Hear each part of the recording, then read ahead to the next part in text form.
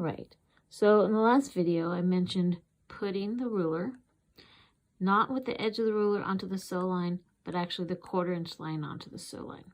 And that's what this line is here, okay?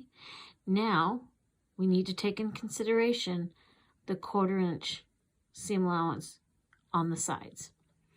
This is going to fold this direction, and that's why it's important to keep that line on the sew line. And if we measure down, okay, so we've got 1 inch would bring it to here. 2 inches is bring it here. However, you got to think the fabric needs to cover this sew line here. So actually I'm going to slide the ruler down a little bit. So let's see how that looks now. Am I covering that angle all the way to here? And I like that. I like it that it's going that far. So let's look at the other side. This is the angle that it's going to go, and it's going to go past here. So this is 1 inch, 2 inch, 3 inches really going to put us right there. So I might go ahead and say 3 1/4 inch on this one. And then my friends know, they heard today me say I work with halves and wholes. So I might just cut that at 3 1/2. All right, then, so I know that's 3 1/4 that way, right? That should get me my distance all the way to this 1/4. Now I'm gonna go this way.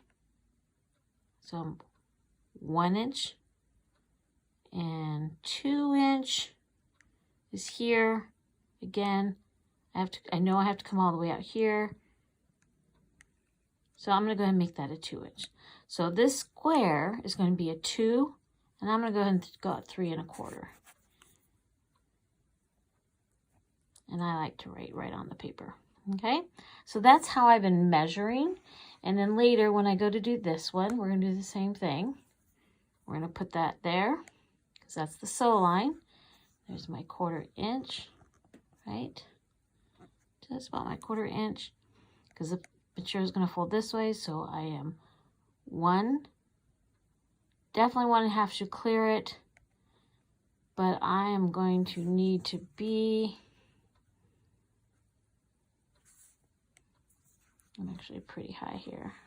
I can actually I do this usually right in front of my sewing machine. So I'm going to say here to here. So definitely 1 1/2 is going to get me there.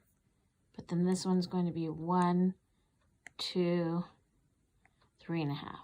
So this one's going to be a 1 1/2 by 3 1/2.